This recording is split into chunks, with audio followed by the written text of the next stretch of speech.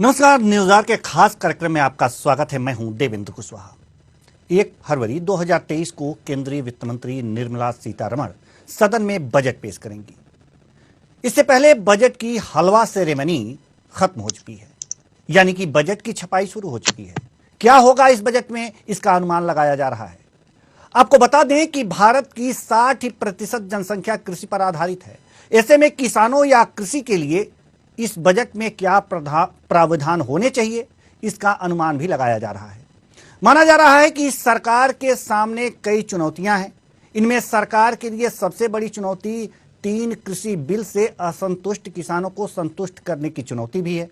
साथ ही साथ पिछले बजट की बात करें तो इसमें कृषि क्षेत्र से जुड़े पशुपालन, सिंचाई, सहकारिता आदि विभिन्न क्षेत्रों में 4,916 करोड़ रुपए का बजट में प्रावधान किया गया था, जिसमें इस बार सरकार कितना बढ़ोतरी करेगी ये देखने वाली बात होगी। जबकि किसानों की आय दुगुना करने की चुनौती भी सरकार के सामने है। सवाल यहां पर एक और भी आता है कि 1950-51 की अगर जो बात करें तो कृषि का सकल घरेलू उत्पाद में 55.4% अंशदान था, जो आज लगातार घट रहा है। आज इसी मुद्दे पर चर्चा करेंगे कि आखिर क्यों लगातार कृषि क्षेत्र का जीडीपी में योगदान कम होता जा रहा है। और इस मुद्दे पर चर्चा के लिए हमारे साथ जो अर्थशास्त्री हैं आकाश जिंदल जी हमारे साथ जुड़ चुके हैं। बहुत बहुत स्वागत है आपका हमारे इस कार्यक्रम में। सवाल यहां पर यह है कि बजट पेश होने वाला है और इसमें कृषि जो है, भारत की 60% जनसंख्या इसी पे करीब करीब निर्भर है। ऐसे में कृषि एक महत्वपूर्ण क्षेत्र है, लोगों के रोजगार का और आजीविका का एक तरह से साधन भी है। ऐसे में कृषि क्षेत्र में सरकार को क्या उपाय करने चाहिए इस बजट में कि उनकी आय दुगनी हो जाए। जी, जैसा कि सरकार दावा करती है। मेरे हिसाब से सबसे पहले बहुत इंपॉर्टेंट है कृषि के लिए 0 रेट ऑफ इंटरेस्ट या सस्ते रेट ऑफ इंटरेस्ट पे लोन। जी देखिए आज हालात क्या है। आज जिंदल जैसे व्यक्ति ने 5 करोड़ लेना हो, उसे 0% रेट ऑफ इंटरेस्ट पे लोन मिल जाएगा, क्योंकि शायद बिल्डर सबवेंशन हो। आकाश जिंदल जैसे व्यक्ति ने अगर 30 लाख की गाड़ी लेनी हो तो शायद उसे 0 रेट ऑफ इंटरेस्ट पे लोन मिल जाए, क्योंकि गाड़ी में शायद कार के मैन्युफैक्चरर की सबवेंशन हो।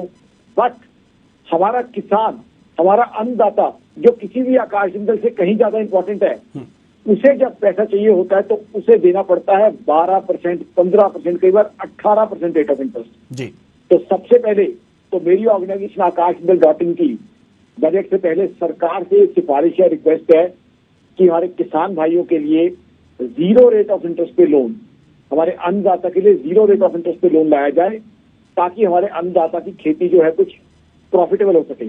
दूसरा, हमारे अन्नदाता के लिए यील्ड बढ़ाने के लिए उसका उपाय किया जाए कि उसकी यील्ड कैसे बढ़ सकती है। तीसरा, स्टोरेज के लिए वेयर हाउसिंग का अरेंजमेंट किया जाए ताकि उसकी यील्ड जो है किसी तरीके से नष्ट ना हो। चौथा, उसका सामान मंडी तक कैसे पहुंचे, उसके लिए इंफ्रास्ट्रक्चर दुरुस्त किया जाए, ताकि हमारे अन्नदाता को, किसान भाई को अपनी उपज का पूरे मूल्य हम दिला सके। देखिए होता क्या है, आपको करीब 10 साल पहले की एग्जांपल देता हूँ।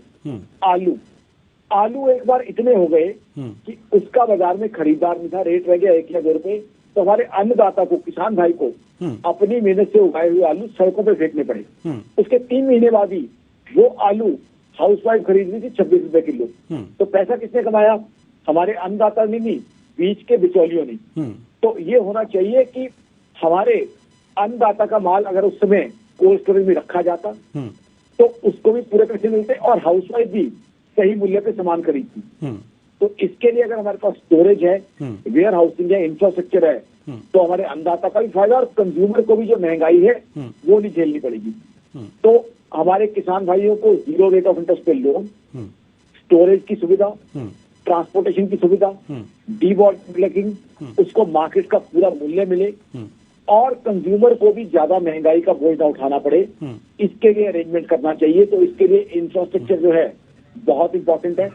दूसरा जो है लाइव मार्केट डेटा किसान भाई को अवेलेबल होना चाहिए, ताकि उसे पता चल सके कहाँ उसे उचित मूल्य मिल सकता है, ताकि वो वहां पे अपना उस मंडी में सामान बेच सके।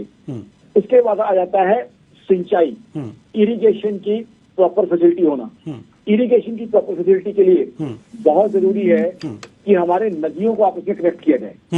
हिंदुस्तान में होता क्या है, मेरी ऑर्गेनाइजेशन आकाश इंदल डॉक्टर की रिसर्च बताती है, देश में एक ही समय पे एक जगह पे बाढ़ आई होती है, एक जगह पे सूखा पड़ा होता है जी। तो अगर हम रिवर्स को कनेक्ट कर देते हैं तो जी। जहाँ एक्सेस पानी है उस केनाल में डाला जा सकता है, और जहाँ सूखा पड़ा हुआ है वहाँ उसको यूज किया जा सकता है। तो इस तरह का इंफ्रास्ट्रक्चर किया जाए कि किसानों को जो है वर्षा की वेट ना करनी पड़े, उनको सिंचाई के इतने साधन हो कि उनकी उपज जो है प्रॉपर हो और उनको उसका प्रॉपर मूल्य मिल सके जी। साथ ही साथ फर्टिलाइजर में भी इस तरीके का एक्ट किए जाए कि फर्टिलाइजर किसान भाइयों को सस्ते मिल सके, और अगर किसान की फसल भगवान न करे किसी कारण से नष्ट होती है तो उसके लिए इंश्योरेंस की व्यवस्था हो, ताकि उसको कंपनसेट किया जाए जी।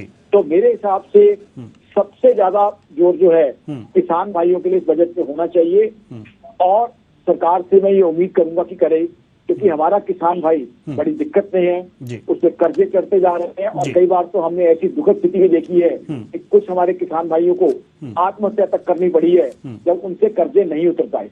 तो आई थिंक सरकार को इसके ऊपर कॉम्प्रिहेंसिव एक्शन लेना चाहिए, ताकि हमारे किसान भाई को हम समृद्ध बना सके, उसको खुशहाल बना सके। किसान भाई हमारा समृद्ध होगा, खुशहाल होगा, तो उससे दूसरा फायदा भी है, हमारे गांव की हमारे जो देश की अर्थव्यवस्था गांव से चलती है, गांव में पैसा आएगा, वहां से मंडी से आएगा, जिले में आएगा, फिर जाके दिल्ली जैसे शहर में आएगा, तो उससे हमारी इकोनॉमी की जीडीपी ग्रोथ वो भी बढ़ेगी।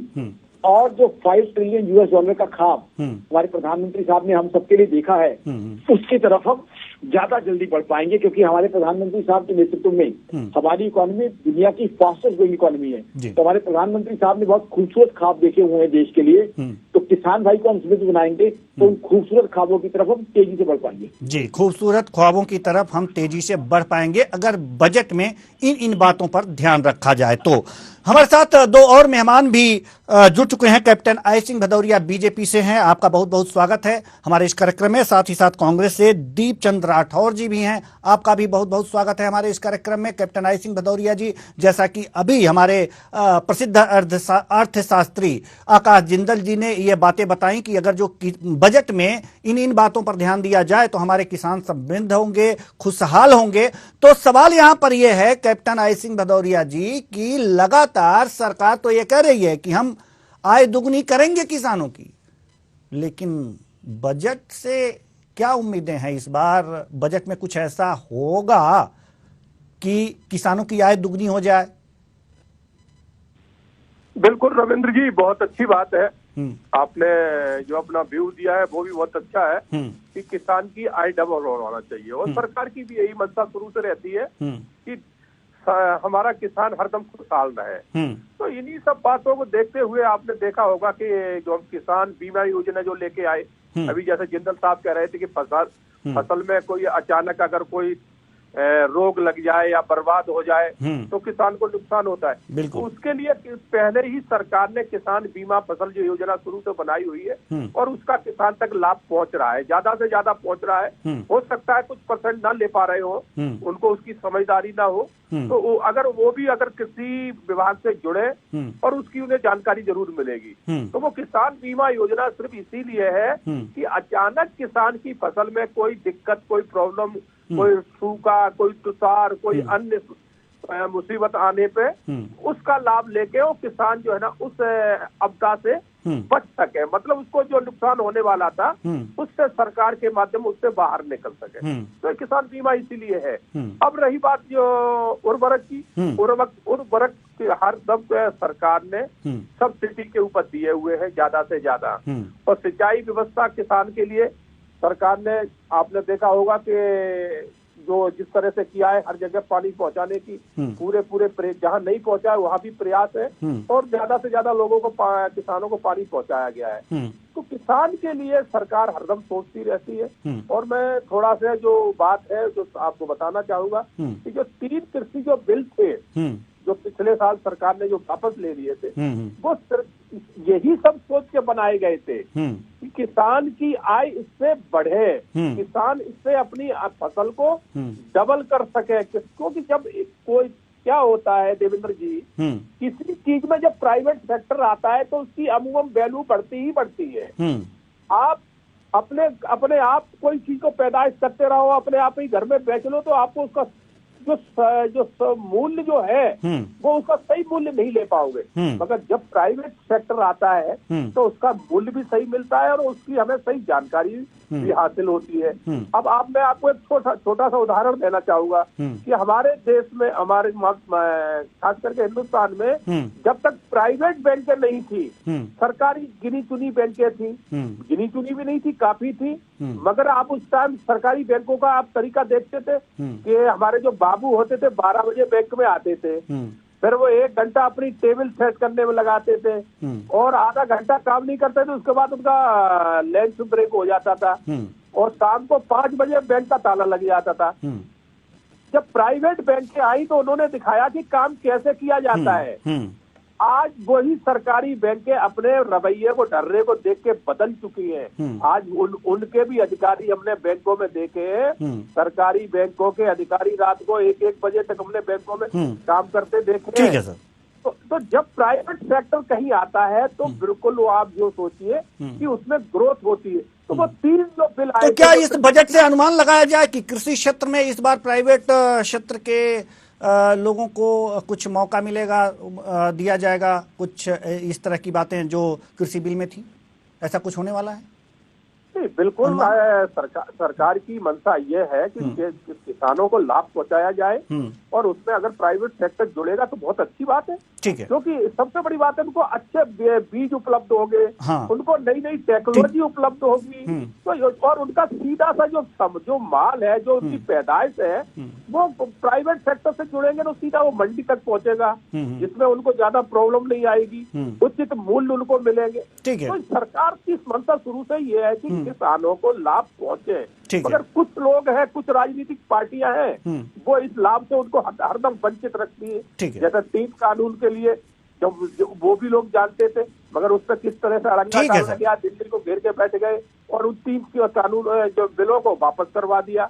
उस टाइम किसान नहीं समझ पाए, मगर वो किसानों के हित के थे।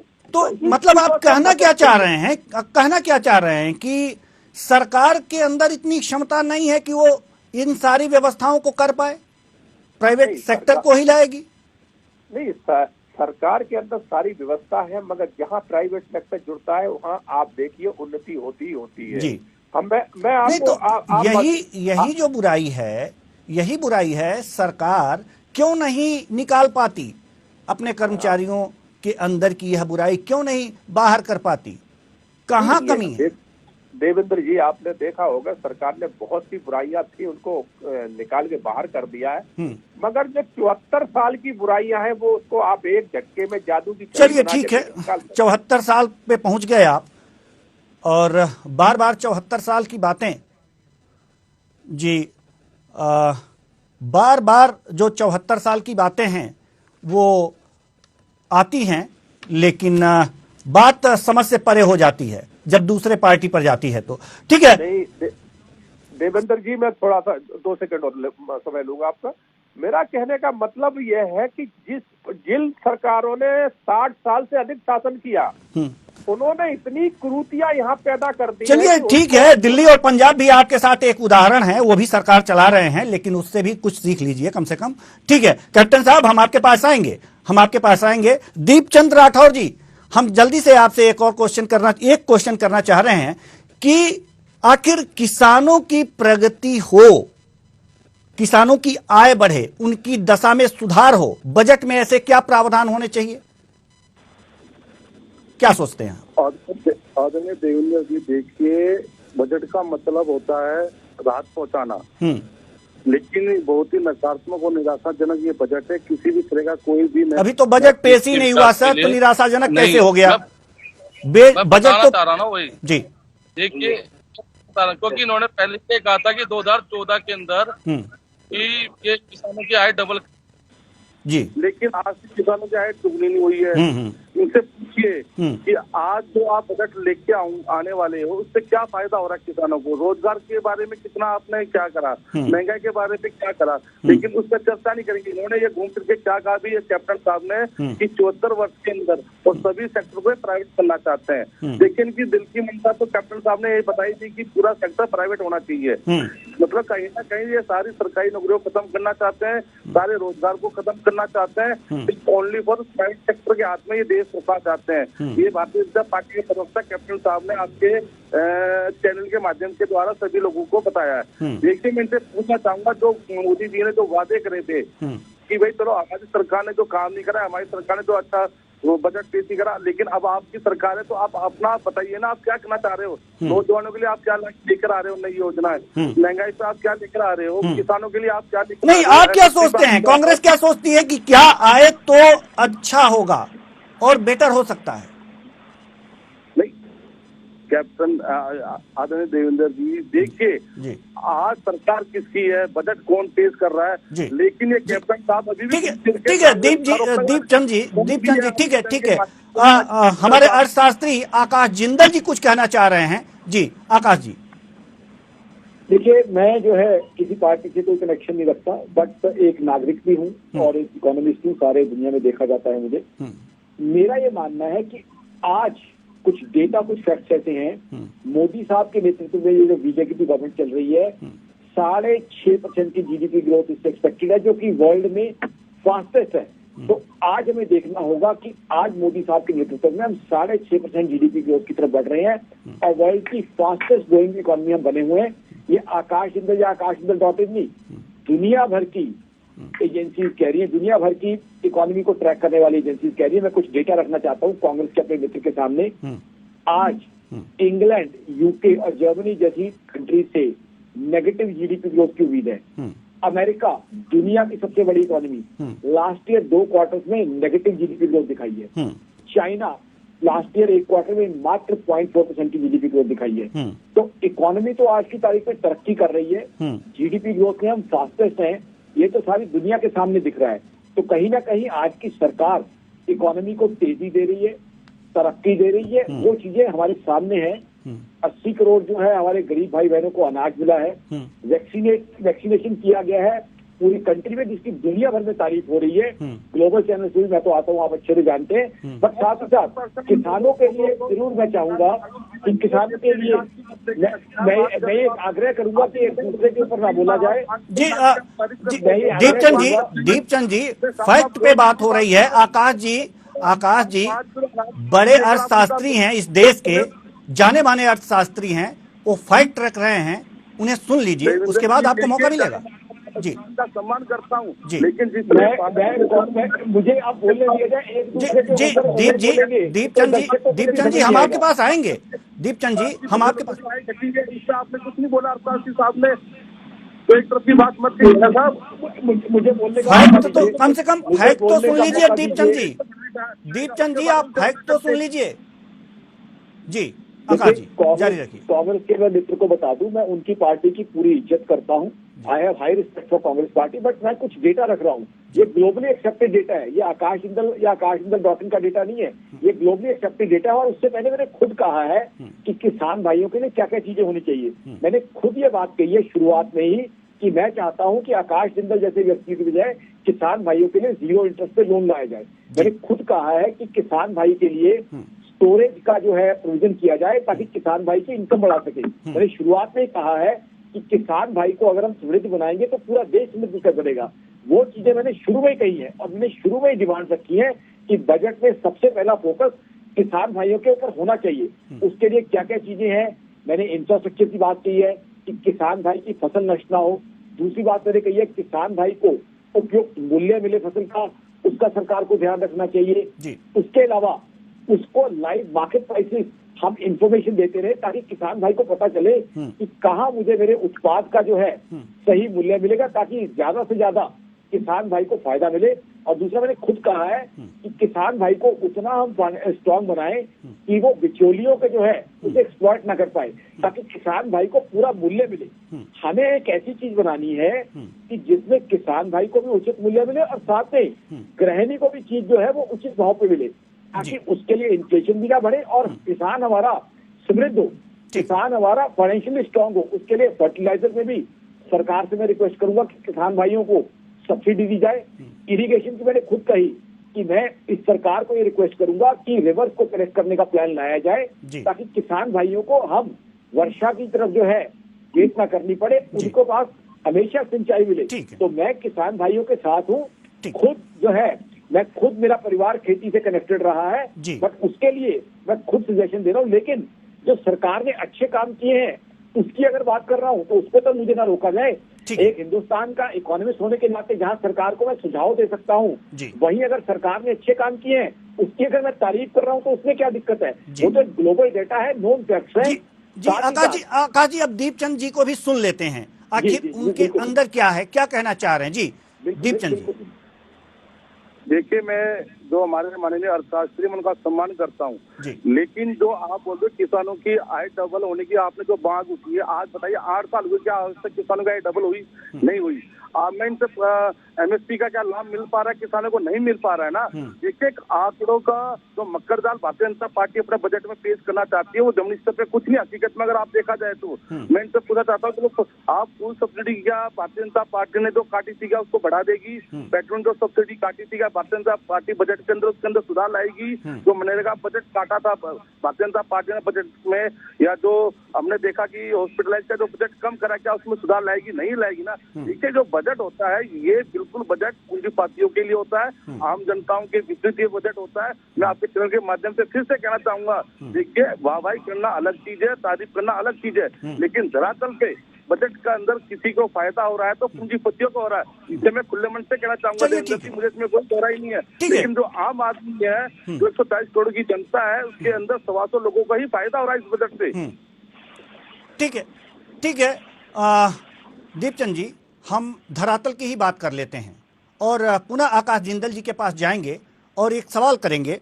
धरातल की बात है कि जो भी बजट में खर्च होते हैं शोध पर, कृषि शोध पर, भारत में सकल घरेलू उत्पाद के 0.3% ही खर्च किए जाते हैं, जबकि यहीं अमेरिका में उस शोध पर 4% तक खर्च किया जाता है। तो सर, कहीं ना कहीं कृषि शोध में पिछड़ने का और कृषि को पिछड़ने का क्या इसे दोष दे सकते हैं कि इस क्षेत्र में हम कम खर्च करते हैं? बहुत आपने इंपॉर्टेंट टॉपिक उठाया है, कृषि शोध यानी एग्रीकल्चर रिसर्च। एग्रीकल्चर रिसर्च पे हमारा एलोकेशन कहीं ज्यादा बढ़ना चाहिए। I am totally with you my dear friend. एक बहुत ही इंटेलिजेंट एंकर वाला आपने क्वेश्चन पूछा है, मैं बड़ी खुशी है कि इतने इंटेलिजेंट एंकर के साथ मैं शो कर रहा हूँ। बिल्कुल, एग्रीकल्चर रिसर्च पे सरकार को खर्चा बढ़ाना चाहिए, क्योंकि एग्रीकल्चर रिसर्च पे खर्चा बढ़ेगा उससे पूरे देश का फायदा है। पहले तो हमारे अन्नदाता की कमाई बढ़ेगी, आउटपुट बढ़ जाएगा, तो उससे क्या है, महंगाई नहीं बढ़ेगी। आज क्या है, अन्नदाता को कमाई नहीं होती और जो कंज्यूमर है उसको इन्फ्लेशन भोग करना पड़ता है। अगर एग्रीकल्चर रिसर्च करके हम किसान की यील्ड बढ़ा लें, आउटपुट बढ़ा लें, तो आज मेरा किसान भाई जो 3 लाख रुपए साल के कमा रहा है, अगर उसकी यील्ड हम ट्रिपल कर देते हैं तो उसके 9 लाख रुपए कमाई कर देते हैं, तो किसान के परिवार में खुशहाली आएगी। उसको ब्याज पे पैसा नहीं उठाना पड़ेगा और किसान भाई के परिवार में जो सुख सुविधाएं हम चाहते हैं वो सारी सुख सुविधाएं होंगी। वो हमारा भाई जो है जिसके पास कम जमीन है वो भी अपना ट्रैक्टर खरीदेगा, उसके पास मोटरसाइकिल होगा, उसके पास मोबाइल होगा, घर में उसके अप्लायंसेज होंगे, बच्चों को पढ़ने के लिए बाहर भेज पाएगा। बिल्कुल, एग्रीकल्चर रिसर्च पे एलोकेशन कहीं ज्यादा बढ़नी चाहिए और उसके अंदर भी अटेम्प्ट ये होनी चाहिए कि किसान भाइयों को गाइड किया जाए। और किसान भाइयों को गाइड भी ऐसा नहीं है कि कोई यहाँ पे अंग्रेजी बोलना शुरू कर दे, वहां जाके किसान के गांव में जाके उसकी अपनी भाषा में एग्रीकल्चर एक्सपर्ट उनसे बात करें और उनको बताएं कि भाई साहब आप ऐसे ऐसे काम कीजिए ताकि आपकी उत्पाद बढ़े, ताकि आपका यील्ड बढ़े। तो वो रिसर्च इस तरह की होनी चाहिए कि प्रैक्टिकली हम किसान की कमाई को बढ़ा सके, किसान की कमाई को डबल ट्रिपल कर सके, क्योंकि उससे 2 फायदे होंगे। एक तरफ हम किसान की कमाई बढ़ाएंगे, दूसरी तरफ उत्पाद बढ़ा लेंगे। उत्पाद बढ़ा लेंगे तो इन्फ्लेशन भी नहीं बढ़ेगी। I think I am totally with you. बहुत ही वंडरफुल सजेशन आपने दी है। ठीक है, क्योंकि हम इस चर्चा को और आगे बढ़ाते लेकिन समय इजाजत नहीं देता, इसलिए तीनों मेहमानों का बहुत बहुत धन्यवाद। आप आए और अपने अपने विचार साझा किए। तो कुल मिलाकर यह देखा जा रहा है कि अगर जो कृषि मजबूत होती है, उसकी आय मजबूत होती है, तो हमारे किसान समृद्ध होंगे, और जब किसान समृद्ध होंगे तो जो 60% के करीब जनसंख्या कृषि पर आधारित है वो समृद्ध होगी, यानी कि हमारा भारत समृद्ध होगा। और इसलिए बजट में कृषि पर ध्यान देना अति आवश्यक है, और उसमें भी कृषि शोध पर ध्यान देना अति आवश्यक है। फिलहाल इस कार्यक्रम में इतना ही। मुझे दीजिए इजाजत। नमस्कार।